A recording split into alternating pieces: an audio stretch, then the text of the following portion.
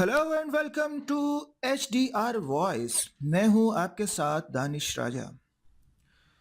खबर जनाब आपको दे रहे हैं गुलिस्तान जौहर कराची से, जहां मदरसे के उस्ताद ने तालिब इल्म से बदफेली का एतराफ़ कर लिया।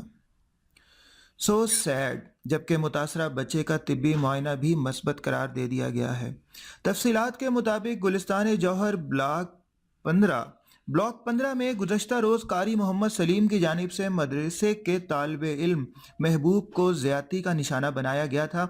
बच्चे के वालिदैन की दरख्वास्त पर पुलिस ने मुलजिम सलीम को गिरफ्तार करके उसके खिलाफ मुकदमा दर्ज कर लिया था।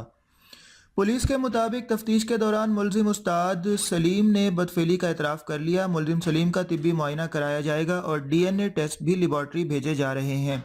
मुतासरा बच्चे का तिब्बी मुआयना मस्बत आया है। पुलिस का कहना है कि अदालत से मुलजिम का रिमांड भी हासिल कर लिया जाएगा, जबकि मुलजिम सलीम 7 साल से बच्चों को पढ़ा रहा था। अफसोस होता है जी इस तरह की न्यूज़ सुन के।